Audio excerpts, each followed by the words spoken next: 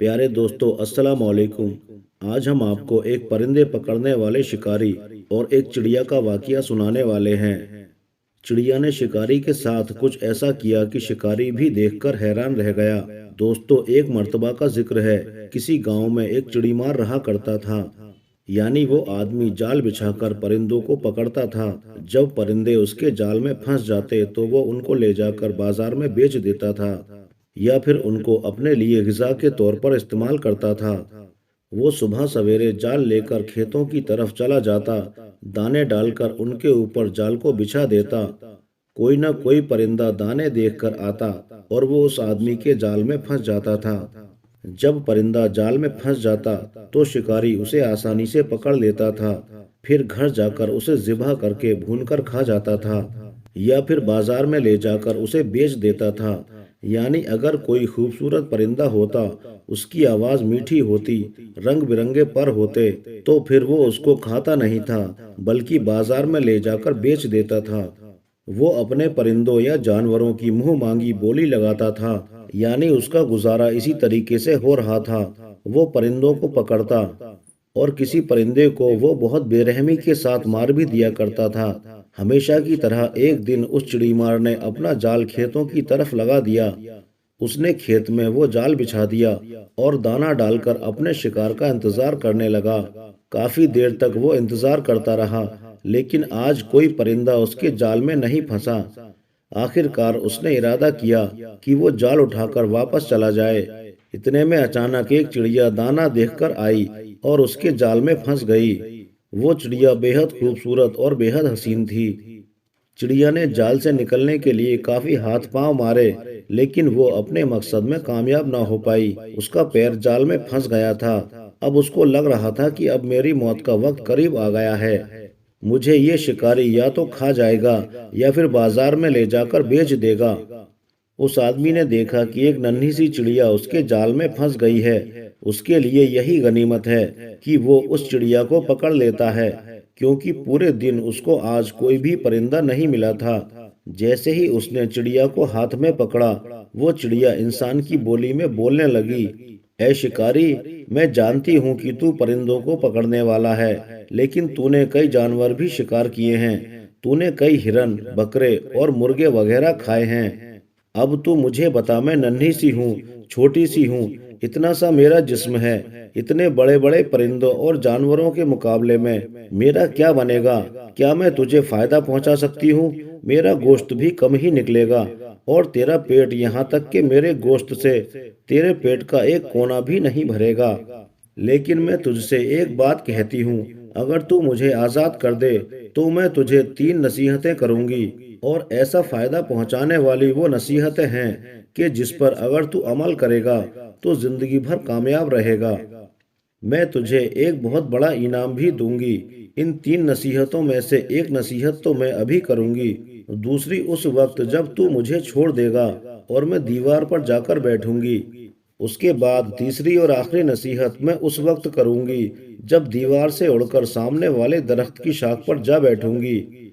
उस शख्स के दिल में ताज्जुब पैदा हो गया कि ना जाने चिड़िया क्या फायदेमंद नसीहतें करने वाली है, और सच में मुझे इसकी बात को मान लेना चाहिए। ये तो इतनी सी है, मुझे इससे कोई फायदा नहीं पहुंचने वाला है, और अगर अपने मतलब के लिए मैं इसकी नसीहतों को सुनता हूँ तो हो सकता है इसकी कोई बात मेरे लिए फायदेमंद साबित हो जाए। ये चिड़िया बड़ी सयानी, बड़ी अक्लमंद लगती है। चिड़ी मार ने सोचते हुए उस चिड़िया से कहा, तुम मुझे पहली नसीहत करो, फिर मैं तुम्हें आज़ाद कर दूंगा। चिड़िया ने कहा, मेरी पहली नसीहत ये है कि जो बात कभी नहीं हो सकती उसका यकीन कभी मत करना। यानी किसी अनहोनी बात का यकीन कभी मत करना। ये सुनकर उस आदमी ने चिड़िया को छोड़ दिया। वो सामने वाली दीवार पर जा बैठी। चिड़िया बोली, मेरी दूसरी नसीहत ये है कि जो बात हो जाए उसका कभी गम न करना, यानी उस पर कभी पछताना मत। फिर वो चिड़िया कहने लगी, ऐ भले मानस, अब मैं तुझे तीसरी बात बताने जा रही हूँ। एक ऐसी बात बताने वाली हूँ जो सुनकर तू मुझसे कहेगा कि तूने मुझे आज़ाद क्यों कर दिया। तुमने मुझे छोड़कर बहुत बड़ी गलती कर दी है, क्योंकि मेरे पेट में पाव भर वजन का इंतहाई नायाब पत्थर है। ایک قیمتی موتی ہے، اگر تو مجھے ذبح کر کے میرے پیٹ سے اس موتی کو نکال لیتا، اسے بیچتا، تو تجھے اس قدر دولت حاصل ہوتی کہ تیری آنے والی نسلوں کے لیے بھی وہ کافی ہو جاتا اور تم بہت بڑے رئیس انسان بن جاتے۔ اس طرح جال بچھا کر پرندوں یا جانوروں کو پھر کبھی پکڑنے کی ضرورت نہیں پڑتی۔ اس شخص نے جب یہ بات سنی تو بہت افسوس کرنے لگا۔ وہ پچھتایا کہ اس چڑیا کو چھوڑ کر میں نے اپنی زندگی کی بہت بڑی غلطی کر دی۔ اگر میں اسے نہ چھوڑتا تو میری نسلیں بھی سنور جاتی۔ چڑیا نے اسے ایک طرح سے سوچ میں پڑے ہوئے دیکھا تو اڑ کر درخت کی شاخ پر جا بیٹھی اور بولی، اے شکاری، اے انسان، ابھی میں نے تمہیں پہلی نصیحت کی جسے تم بھول گئے۔ میں نے کہا تھا کہ جو بات نہیں ہو سکتی ہے اس کا ہرگز یقین نہ کرنا۔ تم نے کیسے میری بات پر یقین کر لیا؟ تم نے میری اس بات پر اعتبار کر لیا کہ اتنا چھوٹا سا میرا جسم ہے اور میں اپنے پیٹ میں اتنا کم وزن رکھنے والی اتنا بڑا موتی رکھ کر کیسے پھر سکتی ہوں؟ اتنا قیمتی پتھر میرے پیٹ میں بھلا کیسے آ سکتا ہے؟ کیا یہ ممکن ہے؟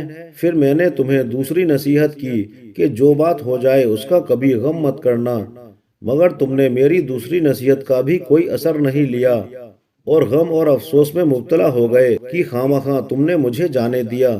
تمہیں کوئی بھی نصیحت کرنا بالکل بیکار ہے، کیونکہ تم تو پچھتانے والوں میں سے ہو، راضی اور رضا رہنے والوں میں سے نہیں۔ تم نے سوچ سمجھ کر مجھے چھوڑا تھا، آزاد کیا تھا، تو پھر بھلا کیوں پچھتا رہے ہو؟